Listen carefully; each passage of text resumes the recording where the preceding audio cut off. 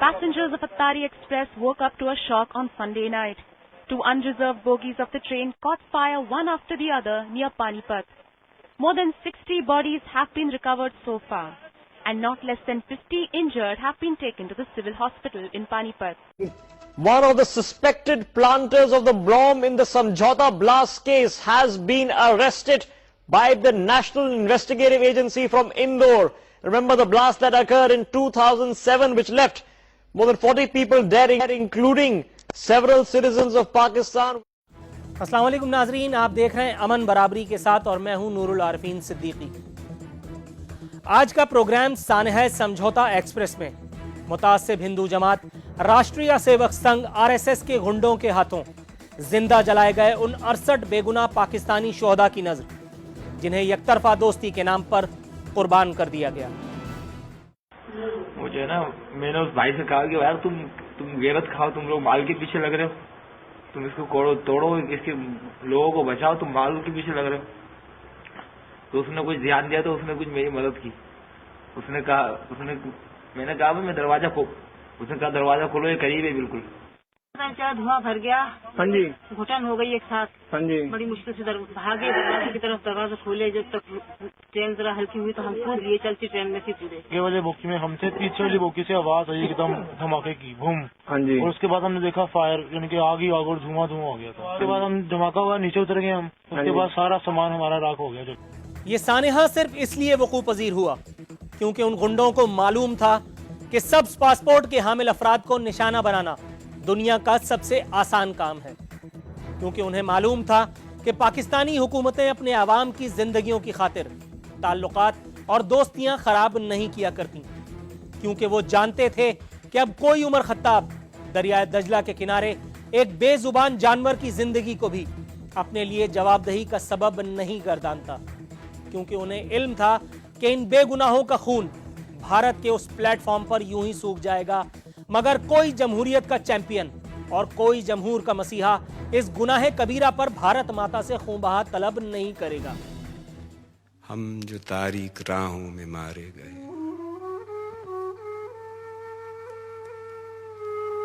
हम जो तारीक राहों में मारे गए, हम जो तारीक राहों में मारे गए, हम जो तारीक राहों में मारे गए। नाज़रीन, इस वक्त हमारे साथ मौजूद हैं मारूफ तज्जियाकार जनाब ओरिया मकबूल जान साहब। आइए इनसे गुफ्तगू का आगाज़ करते हैं। अस्सलाम वालेकुम ओरिया साहब। जी वालेकुम सलाम रहमतुल्लाह। सर कैसे मिजाज हैं? जी अल्लाह का एहसान।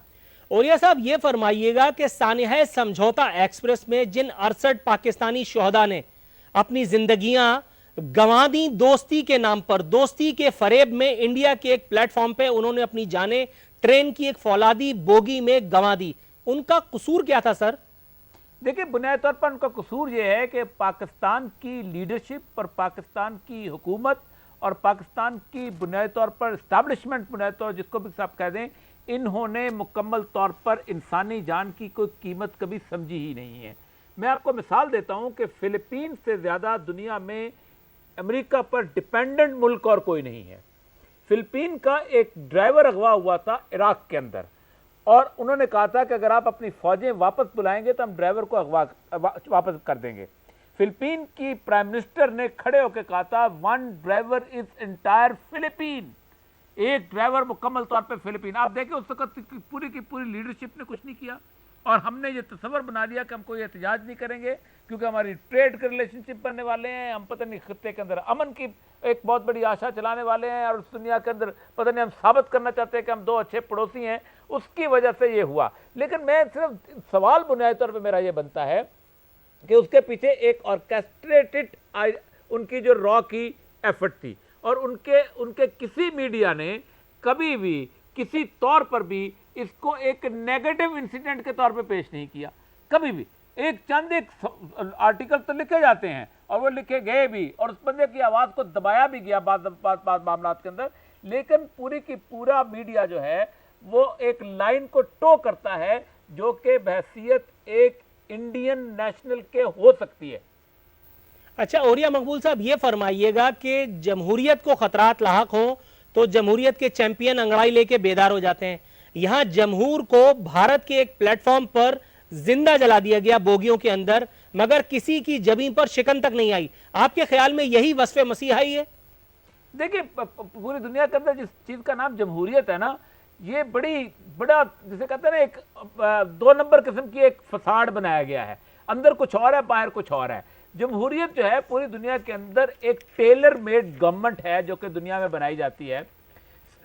پارٹی سسٹم بنایا گیا، کیوں بنایا گیا؟ اس لیے کہ $6.5 بلین اوباما کو نہ دیے جائے تو اوباما کا باپ بھی الیکشن نہیں جیت سکتا، سرکوزی کو 3.8 بلین یورو نہ ملے تو وہ نہیں جیت سکتا، گورڈن براؤن کو نہیں مل سکتے تو وہ نہیں جیت سکتا۔ ان سارے لوگوں کو فنڈ کیا جاتا ہے تاکہ اپنے ایجنڈے کے مطابق ان سے کام لیا جائے، اور وہ لوگ یہ سمجھتے ہیں کہ will of the people speaks in the parliament, جس سے زیادہ بکواس بات کوئی نہیں۔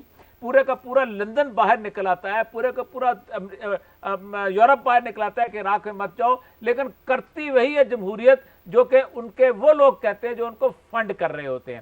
اس وقت اصل مسئلہ یہ ہے کہ اس پورے کے پورے خطے کے اندر جتنے بھی 48 اقوام متحدہ کے غنڈے ہیں وہ چاہتے یہ ہیں کہ بھارت کی ہیجمنی جو ہے بلڈ کی جائے۔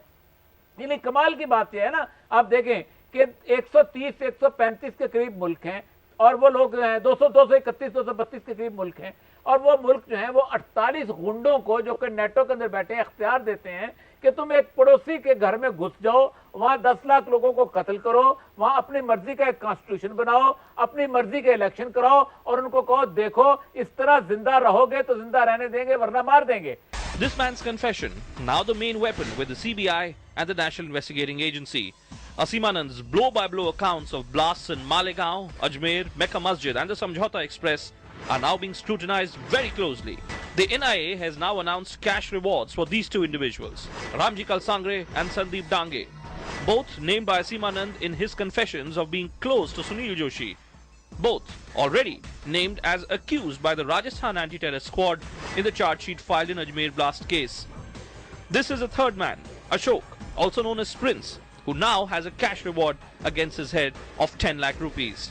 اچھا اوریہ صاحب یہ فرمائیے گا کہ سانحہ سمجھوتا ایکسپریس میں خود ایک آن ڈیوٹی کرنل پروہت پرساد ملوث نکلا، تو آپ کے خیال میں کیا یہ اس بات کے لیے کافی نہیں ہے، اس بات کی گواہی کے لیے کہ شاید انڈین ریاست یا انڈین کم از کم حکومت اس ایک فعل کی، اس ایک فعل بد کی، اس ایک گناہ بد کی ذمہ دار تھی؟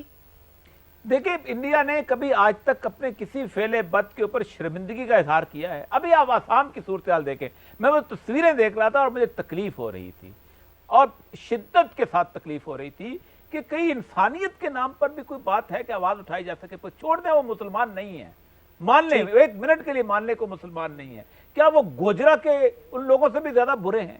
کیا وہ باقی پاکستان کے اندر، کیا دنیا پوری کے اندر جو لوگ مارے جا رہے ہیں ان سے بھی زیادہ برے ہیں؟ کیا وہ انسان نہیں تھے؟ کسی ایک نے آواز نہیں اٹھائی؟ بحیثیت انسان ہمارا ضمیر مردہ ہے، بحیثیت پڑوسی ہمارا ضمیر مردہ ہو چکا ہوا ہے۔ اور یہ مسئلہ سارا یہ ہے کہ ہندوستان کے اندر، ان کے بھارت کے اندر جو ان کی آرمی ہے، ان کے اندر یہ کرنل جو ہے اکیلا کبھی بھی اس طرح کی ایکٹیویٹی نہیں کر سکتا، وہ ایک پورے کے پورا ایک نیٹ ورک ہوتا ہے، اور اسی نیٹ ورک کی بنیاد پہ یہ سب چلتا ہے۔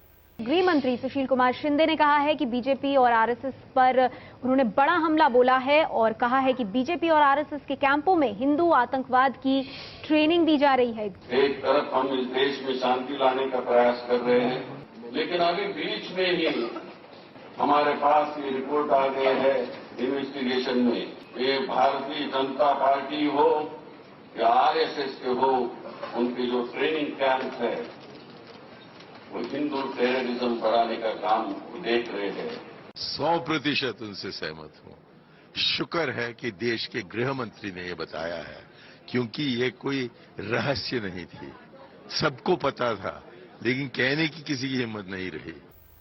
अच्छा सर, एक अकेला हाफिज सईद इंडिया की आंखों में खटकता है, एक उसामा बिन लादेन को जवाज बनाकर दुनिया के तमाम मुसलमानों पर दहशतगर्दी और इंतहा पसंदी का लेबल लगा दिया जाता है। تو پھر یہ جو موصوف ہیں یہ موہن بھاگوت اور ان کی جو سیاسی سو کالڈ سیاسی جماعت ہے راشٹریہ سیوک سنگھ، اس کے اوپر کیوں نہیں پابندی لگائی جاتی؟ اس کو کیوں عبرت کا نشان نہیں بنایا جاتا جب اسامہ بن لادن کو لے کر کے مسلمانوں کے اوپر دست شفقت پھیر دیا جاتا ہے؟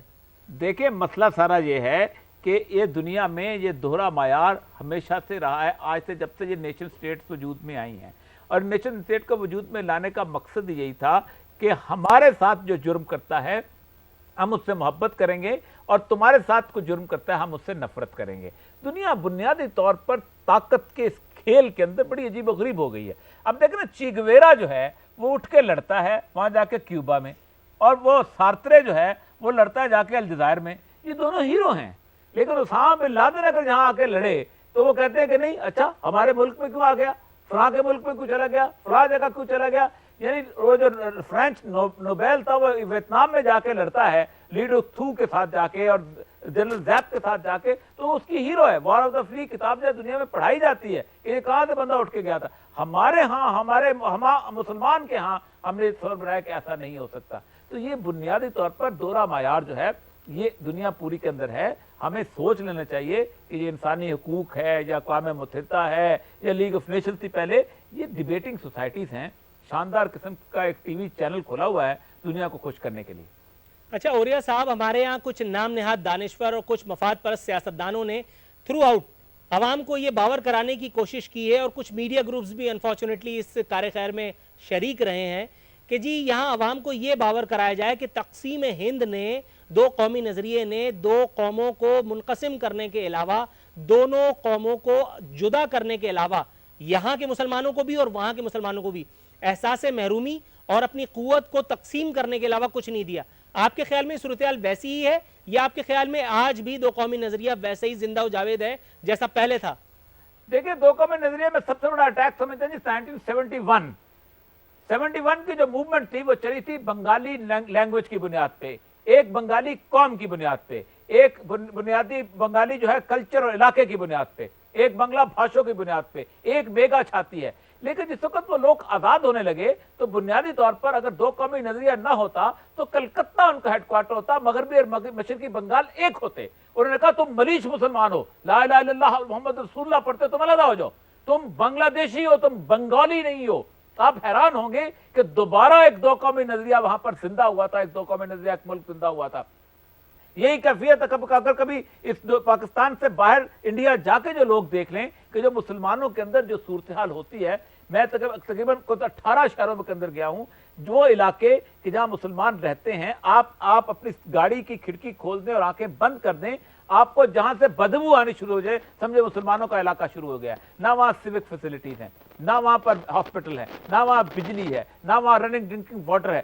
گھیٹوں سے بھی بری زندگی گزار رہے ہیں وہ لوگ، اور اس لیے گزار رہے ہیں کہ وہ باہر آتے ہیں اور کسی پوش آبادی میں رہنے لگتے ہیں تو ان کو مار مار کے باہر بھگا دیا جاتا ہے، ان کو کمرے نہیں ملتے، ان کو گھر نہیں ملتا۔ یہ اگر صورتحال ایسی نہ ہوتی تو پاکستان ایک ایسی نعمت ہے کہ جس نے پاکستان کے اندر بسنے والوں کو یہ احساس دلایا ہے کہ تمہیں مذہب کی بنیاد پر ایکسپلائٹ نہیں کو کر سکتا، تم زندہ رہ سکتے ہو۔ اور یہی وہ چیز ہے کہ وہ لکیر ہے کہ جو ابدی ہے، اس سے پہلے بھی تھی اور آگے بھی رہے گی۔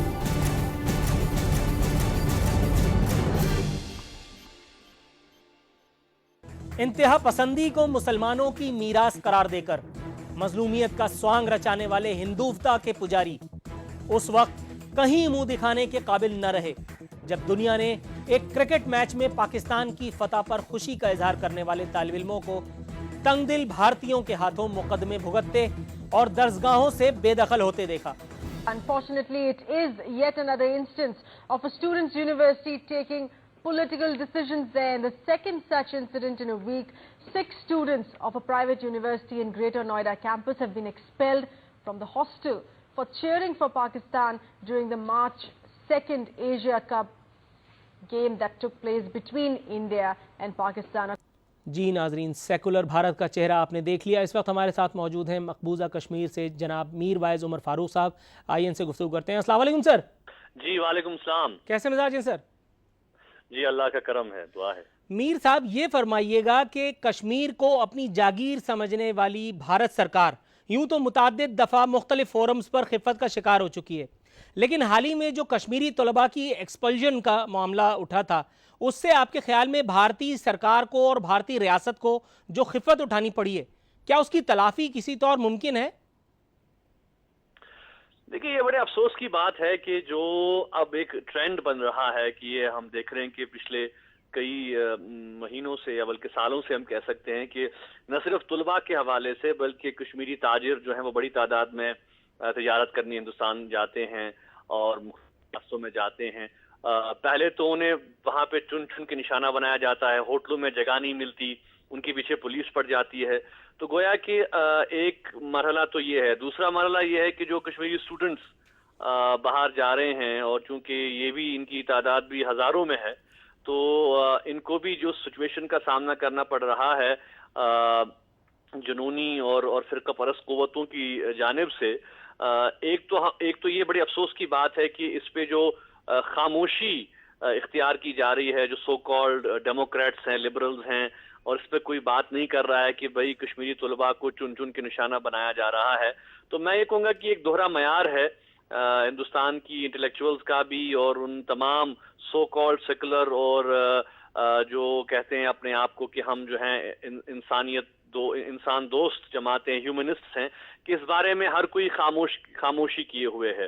اچھا میر وائز صاحب یہ فرمائیے گا کہ مقبوضہ کشمیر کے جو کٹ پتلی وزیر اعلیٰ ہیں عمر عبداللہ صاحب, وہ اپنی ان کی دسترس میں نہیں تھا کہ وہ اس معاملے پر کسی پرو ایکٹیونیس کا مظاہرہ کر پاتے, یا باوجود کسی سیاسی غرض کے سبب وہ ایسا کر نہیں پائے؟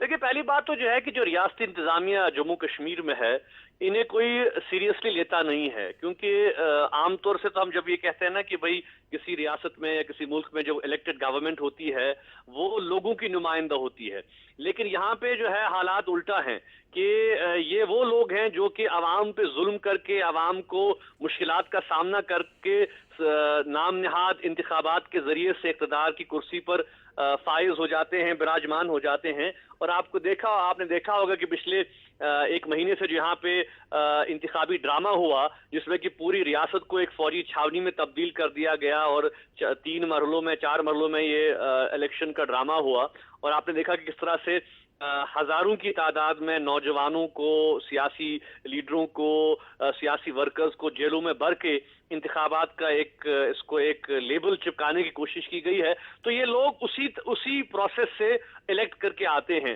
تو ظاہر سی بات ہے کہ یہ تو وہی بولی بولیں گے جو دلی کی سرکار کی بولی ہوگی. بھارت میں کشمیری طلباء پر تشدد کا سلسلہ جاری ہے. ایشیا کپ میں پاکستان کے حق میں نعرے لگانے پر 67 طلباء کو یونیورسٹی سے نکالا گیا, اور اب اتر پردیش کے یونیورسٹی ہاسٹل میں ہندو طلباء کشمیریوں کو پاکستان مخالف نعرے لگانے پر مجبور کرنے لگے, اور انکار پر انہیں شدید تشدد کا نشانہ بنایا گیا. میر وائز صاحب یہ فرمائیے گا کہ مقبوضہ کشمیر میں کئی لاکھ افواج کی ڈیپوٹیشن کے باوجود بھارتی سرکار کشمیریوں کے جذبہ حریت کو کچلنے میں کامیاب نہیں ہوئی, یہ ایک تاریخی حقیقت ہے. کہیں آپ کے خیال میں یہی وہ فرسٹریشن تو نہیں ہے جو ہندوستانی طلبہ کی ایکسپلژن اور اس طرح کے یونیورسٹی میں جو واقعات ہو رہے ہیں اس کے ہندوستانی اتھارٹیز کے طرز عمل سے جھلکنے لگی ہے؟ جی بالکل. دیکھیں پہلی بات تو میں یہ کہوں گا کہ جہاں تک جموں کشمیر کی تحریک آزادی کی بات ہے تو ہم یہ سمجھتے ہیں کہ بالکل آج آپ عالمی سطح پہ جو حالات دیکھ رہے ہیں, آج دنیا اس حقیقت کو مان رہی ہے کہ طاقت کے بل پہ, تشدد کے بل پہ جو کہ عوامی تحریکیں ہوتی ہیں انہیں دبایا نہیں جا سکتا. اور یہی بات ہم حکومت ہندوستان سے بھی کہنا چاہتے ہیں, بلکہ بار بار ہم نے کہی بھی ہے کہ بھئی اگر یہ سمجھتے ہیں کہ فوج کے بل بوتے پہ پچھلے 20 سال سے آپ دیکھیں, بلکہ 23-24 سال سے آپ دیکھیں کہ 1990 سے لاکھوں کی تعداد میں فورسز یہاں پر جموں کشمیر میں تعینات کی گئی ہیں, لیکن اس کے باوجود بھی جموں کشمیر کے عوام کے جذبہ حریت کو, جذبہ آزادی کو کچلنے میں یہ ناکام ہوئے ہیں. بلکہ اگر آپ دیکھیں جو ہندوستان کے خود جو تجزیہ نگار ہیں, اینالسٹ ہیں, وہ یہ بات محسوس کر رہے ہیں کہ بھئی 1990 میں جب ملیٹنسی بھی بہت ایکٹیو تھی, عسکریت بڑی ایکٹیو تھی, اس کے کمپیئرڈ آج جبکہ جو وائلنس میں بھی کمی آئی ہے, جو ہے وہ ملیٹنسی میں بھی کمی آئی ہے, اس کے بنسبت آج جو ہے کشمیریوں کا جذبہ آزادی بڑھ گیا ہے. ہندوستان کے حوالے سے جو ایلینیشن ہے, جو اینگر ہے, وہ اس میں اضافہ ہوا ہے. اچھا سر مجھے ایک بات بتائیے, میر وائز صاحب ہندوستانی سیاست کے نئے ٹارزن اور بھارتی وزارت عظمیٰ کے نامزد امیدوار نریندر مودی نے ایک لطیفہ سنایا ہے. फरमाते हैं कि जनरल राहील शरीफ के बयान का नोटिस ले कांग्रेस हुकूमत। मैं आपको याद दिला दूं कि जनरल राहील शरीफ ने एक तकरीर में ये कहा था कि कश्मीर पाकिस्तान की शहरग है, तो उन्होंने कांग्रेस से मुतालबा कर दिया कि वो नोटिस ले। जनरल राहील शरीफ कांग्रेस के मातहत हैं, सोनिया गांधी को रिपोर्ट करते हैं, जो ये अहमकाना बयान वहां से हिंदुस्तान से सामने आया, क्या तबसरा करेंगे? जी बिल्कुल, देखिए हिंदुस्तान की तरफ से चूंकि यहाँ पे इलेक्शन सीजन चल रहा है और इलेक्शंस हो रहे हैं, तो इस वक्त बहुत इस किस्म के बयानात आप देखेंगे जिसमें कि सर पैर कोई माने नहीं रखता, बल्कि जनरल शरीफ के बयान पर भी जो रद्द-ए-अमल हुकूमत हिंदुस्तान ने दिया और ये कहा कि भाई सारा जम्मू कश्मीर हमारा है और भारत का अटूट हिस्सा है, तो ये एक मज़ाक का खेज बयान के सिवा और कुछ भी नहीं है। और मैं समझता हूँ कि जनरल शरीफ ने जो एक अहम बात कही, उन्होंने कहा कि भाई कश्मीर के मसले का हल कश्मीरी आवाम के जज्बात और एहसासात के मुताबिक निकालना पाकिस्तान का फर्ज बनता है और पाकिस्तान की पॉलिसी का हिस्सा है। और मैं समझता हूँ कि ये कोई नई बात नहीं है। पाकिस्तान की हर हुकूमत ने, हर जमात ने, गवर्नमेंट ने हमेशा 47 से लेकर आज तक यही बात कही है कि भाई कश्मीरियों का जो हक खुदरादियत है उसे न सिर्फ पाकिस्तान रिकग्नाइज करता है, बल्कि पाकिस्तान ये मौका कश्मीरियों को फराहम करना चाहता है कि वो अपने इस्तिफसाब राय से कश्मीर के मसले का हल निकालें। तो मैं समझता हूँ कि उस बयान से भी यहाँ पे बड़े हौसले हमारे बुलंद हुए हैं। जिस कश्मीर के लिए डॉक्टर श्यामा प्रसाद मुखर्जी ने बलिदान दिया, जिस कश्मीर के लिए युद्ध में जितने जवान शहीद नहीं हुए उससे ज्यादा जवान शहीद हुए, उसके लिए पाकिस्तान की भाषा बोल रहा। अच्छा मीरवाइज साहब, ये फरमाइएगा कि नरेंद्र मोदी जैसे जुनूनी शख्स का भारतीय वजीर आजम के तौर पर मुतवक्को इंतखाब अगर तो अमल में आ जाता है खुदा न खास्ता, तो इस इंतखाब को आप तहरीक आज़ादी कश्मीर के लिए किस हद तक मुज़िर देखते हैं? देखिए ये बहरहाल ये फैसला तो भारत के अवाम को करना है कि कौन उनका वजीर आजम बनता है और कौन वजारत उज़्मा के ओहदे पे फायज होता है। लेकिन हम ये जरूर ये कहना चाहेंगे कि जो भी हुकूमत यहाँ पर आए, भी वजीर आजम बने, कश्मीर के अवाम जो है उस पे कोई खास फर्क नहीं पड़ेगा, क्योंकि जब तक पॉलिसी चेंज नहीं होगी भारत की, जब तक उनका नजरिया चेंज नहीं होगा, चेंज ऑफ फेस से या चेंज ऑफ गार्ड से कोई फर्क नहीं पड़ेगा। और हम ये महसूस करते हैं कि वैसे भी जो भारत की पॉलिसी है कश्मीर के हवाले से, वो सियासी पॉलिसी तो है नहीं।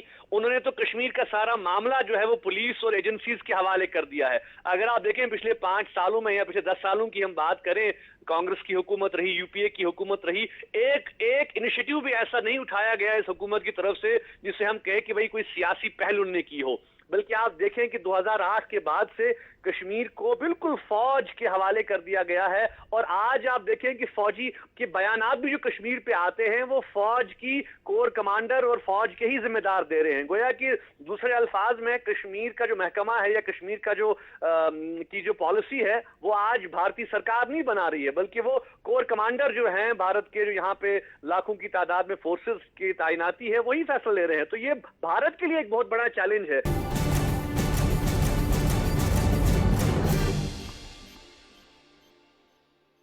नाजरीन, आपको खुशखबरी देता चलूं कि भारतीय सूरमा और वजारत उज़्मा के उम्मीदवार नरेंद्र मोदी अंडरवर्ल्ड डॉन दाऊद इब्राहिम की गिरफ्तारी के लिए पाकिस्तान में उसामा बिन लादेन तर्ज के मिलिट्री ऑपरेशन के बयान से बाज़ाब्ता तौर पर मुकर गए। अपने एक बयान में बहादुरी के इस होलसेलर का कहना था कि मीडिया ने उनके बयान से गलत मतलब निकाला। इस तरदीदी बयान ने जहां एक बार फिर नरेंद्र मोदी को टार्जन से इंसानों की सफ में ला खड़ा किया, वहीं मोदी की दिलेरी की माला जपते भारतीय मीडिया को भी खिफ़त में मुब्तला कर दिया। आइए आपको सुनवाएं कि इससे कबल भारतीय मीडिया इस हवाले से किस किस्म की मज़ाक़ा खेज खबरें नशर कर रहा था। दिन गिनने लगा है दाऊद, अंडरवर्ल्ड में मची है खलबली। मोदी का ये इंटरव्यू जिसने दाऊद के दिल में पैदा कर दी है दहशत। आपको क्या लगता है ये क्यों दाऊद इब्राहिम को नहीं ला सकते? पहली बात है कि ये सारे काम अखबार के माध्यम से होते हैं क्या? ये चीजें अखबार में करने की है क्या? ओसामा बिन लादेन की तरह दाऊद को घेरेंगे मोदी। जी नाजरीन, ये पैकेज आपने मुलाहिजा किया। इस वक्त हमारे साथ मौजूद हैं पाकिस्तान के साबिक सफ़ीर जनाब ज़फ़र हिलाली साहब। आइए इनसे गुफ्तगू करते हैं। अस्सलाम वालेकुम सर। वालेकुम सलाम। सर कैसे मिजाज हैं? जी शुक्रिया। जफर साहब ये फरमाइएगा कि पहले तो भारतीय वजारत उज़्मा के उम्मीदवार नरेंद्र सिंह मोदी दाऊद इब्राहिम को लेकर पाकिस्तान पर चढ़ाई का इंदिया देते हैं और उसके बाद खुद ही इन बयानात की तरदीद कर देते हैं एक हफ्ते के अंदर अंदर, जिस पे भारतीय मीडिया को खिफत भी उठानी पड़ती है। आपके ख्याल में भारतीय सियासत जमीनी हकायक से इस कदर परे क्यों है? ये मोदी जो है डेस्परेट है, जो भी कहेगा और कहेगा मैं कुछ भी करूंगा कि इलेक्शन जीतने के लिए। तो मेरे ख्याल में यही आप देख रहे हैं, ये डेस्परेट हो गया है। पैसे तो इतने लगाए कि कमाल है इन लोगों का। मेरे ख्याल में इतने पैसे किसी इंडियन इलेक्शंस में ख़त्म नहीं हुए, और जो करना है और जो कहना है वो करने के लिए तैयार है इसके वो इलेक्शन जीते। अच्छा जफर हिलाली साहब, भारतीय हुकूमतों का पसंदीदा मुतालबा अगर हिस्ट्री पे नजर डाली जाए तो वो ये रही है कि जी दाऊद इब्राहिम को इंडिया के हवाले किया जाए, इस बात से कता नजर कि वो पाकिस्तान में है या नहीं। लेकिन इससे पहले आपके ख्याल में ये जरूरी नहीं है कि भारत जिन शूरिश पसंदों को, बलूचिस्तान के शूरिश पसंदों को अपनी सरजमीन पर पनाह दिए हुए जिनकी वहां मौजूदगी मुसल्लमा है, पहले उनको पाकिस्तान के हैंडओवर करे? बहुत चीजें कर रहा है भारत। एक तो आपने जैसे सही कहा कि बलोच रेबल्स को भी रख रहा है, टीटीपी को भी फंड कर रहा है। बल्कि टीटीपी जो अफगानिस्तान में इस वक्त हैं फजलुल्लाह के साथ, वो उधर ना सिर्फ उनको अफगान इंटेलिजेंस पनाह दे रहा है, मगर हिंदुस्तान उनको हथियार और री इक्विप कर रहा है। तो मेरे ख्याल में अगर मोदी साहब आ जाएं तो वो तो समझेंगे ये एक बड़ा सुनहरी मौका है कि अफगानिस्तान के साथ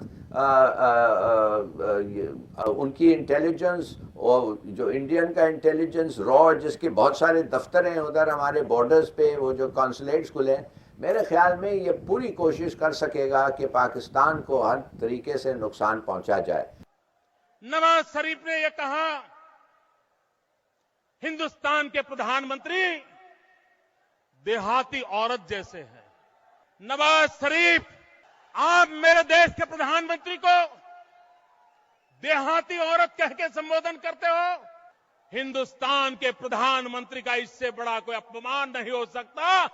जफर हिलाली साहब, नवाज शरीफ हुकूमत देखा गया है कि हिंदुस्तान से एक तरफा भाईचारे और अमन दोस्ती और बिजली खरीद लो के नारे लगाते नहीं थकती, और दूसरी तरफ अभी हमने अपने प्रोग्राम में एक वीडियो देखी जिसमें मोदी साहब भारतीय वजीर आजम को मुबैना तौर पर नवाज शरीफ साहब की जानिब से देहाती औरत कहने पर इस कदर खफा दिखाई दे रहे हैं। आपके ख्याल में ये गंगा उल्टी क्यों बह रही है सर? बस नवाज शरीफ साहब एक ताजिर हैं, और ताजिर को जैसे आपको पता है ताजिर वो बिजनेस नहीं होता है जब तक अमन ना हो। और सही बात है, अच्छी बात है अगर एक हमसाया मुल्क के साथ पीसफुल रिलेशंस हो, अच्छे रिलेशंस हो, मगर हमें पता है कि हिंदुस्तान के साथ ये क्यों नहीं हो सकता है। जब तक कश्मीर है, पानी का इश्यू है, ये रेबल्स हैं बलूचिस्तान में, और अब जो ये टीटीपी को मदद कर रहे हैं अफगानिस्तान में, कैसे अच्छा रिलेशनशिप होगा। और जब खास तौर उन्होंने पूरा ये जो कंपोजिट डायलॉग है उस पर ब्रेक लगाया हुआ है, वो बात ही नहीं करना चाहते हैं। ताल्लुकात ख्वाह अफराद की सतह पर इस्तेवार हों या हुकूमतों और रियासतों की सतह पर, इन ताल्लुकात को निभाने के लिए ज़रूरत होती है एतमाद साजी और नेक नियति की। मगर जब एक जानिब सर पर यकतरफा दोस्ती का भूत सवार हो और दूसरी जानिब अगराज और मफादात ने अक्ल को सल्ब कर रखा हो, तो ताल्लुकात उसी नहज पर होते हैं जैसे आज़ादी के 67 बरस बाद इस्लामी फलाही रियासत पाकिस्तान और सेक्युलर इंडिया के हैं। अच्छा जफर साहब, ये फरमाइएगा कि हमारे यहाँ हिंदुस्तान से यकतरफा दोस्ती की बड़ी बड़ी मिसालें दी जाती हैं, बड़ी बड़ी बातें की जाती हैं, वाज़ व नसीहत की जाती हैं। आप मुझे ये बताइए कि क्या यकतरफा तौर पर भी कभी दोस्ती की जा सकती है, और ये दोस्ती का कौन सा उसूल, कौन सा कायदा है कि पाकिस्तानी जो बाशिंदे हैं भारतीय रियासत की हुदूद में जिंदा जला दिए जाएं और उसके बावजूद भी हम अमन कायम करें, और वो भी यकतरफा तौर पर? मैं आपका जो जवाब है तो आपके सवाल के अंदर ही जवाब है, और ऐसा कभी नहीं हो सकता। अगर दो तरफा अगर ये नहीं है तो कैसे दोस्ती हो सकती है? एक हाथ से तो ताली नहीं बजती है। میرے خیال میں یہ سب باتیں جو ہیں اب پتہ چل جائیں گے ایک دفعہ انڈین الیکشن ختم ہو اور دیکھیں کون الیکٹ ہوتا ہے. اور اگر مودی ہوا ہے 3 مہینے کے اندر پتہ چل جائے گا کہ مودی کا کیا رخ ہے اور اس کے کیا پلانز ہیں پاکستان پہ. پاکستان وہی لوگ نریندر مودی کو روکنا چاہتے ہیں جو لوگ نہیں چاہتے کہ پاکستان بھارت کے سامنے گھٹنے ٹیکے. وہ وہی لوگ ہیں جن کا مکہ مدینہ پاکستان ہے. ظفر ہلالی صاحب، متعدد مرتبہ آر ایس ایس کے اور بی جے پی کے رہنماؤں کے اس قسم کے بیہودہ بیانات ہم نے سنے ہیں کہ اگر مودی برسر اقتدار آ گئے تو پاکستان کو ختم کر دیں گے، پاکستان کو عبرتناک انداز میں مزہ چکھائیں گے. پاکستان کوئی آئس کیک ہے جسے یہ لوگ کھا جائیں گے؟ اور کیا ہمارے پاس افواج نہیں ہے؟ ہماری افواج کی بندوقوں میں گولیاں نہیں ہیں؟ یا ہمارے پاس اس کو گولیوں کو یوز کرنے کا جگرا نہیں ہے؟ کس بات پہ اتنی اکڑ ہے؟ بس مجھے نہیں پتا. میرے خیال میں ہم لوگ اپنے آپ کو خواہ غصے میں نہیں لانا چاہیے. جو الفاظ بازی اور یہ وہ ہمیں دیکھنا چاہیے. It is not word, it is actions. ان کے ایکشنز کیا ہیں؟ اگر ان کے ایکشنز ایسے تھریٹننگ ہیں کہ ہماری سیکیورٹی کے خلاف ہیں تو پھر ہم بالکل خبردار ہونا چاہیے. مگر یہ اگر صرف بکواس ہے کہ یہ کر دیں گے وہ کر دیں گے تو میرے خیال میں اپنے آپ کو بھی خواہ کیا فائدہ اپنے آپ کو اپسیٹ کرنا اور اپنے آپ کا ٹیمپر لوز کرنا.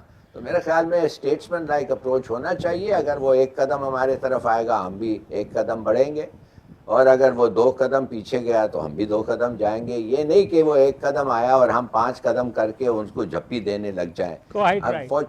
انفارچونیٹلی یہ پالیسی جو ہے نواز شریف صاحب کا، یہ جو ہے یہ کاؤنٹر پروڈکٹیو ہے.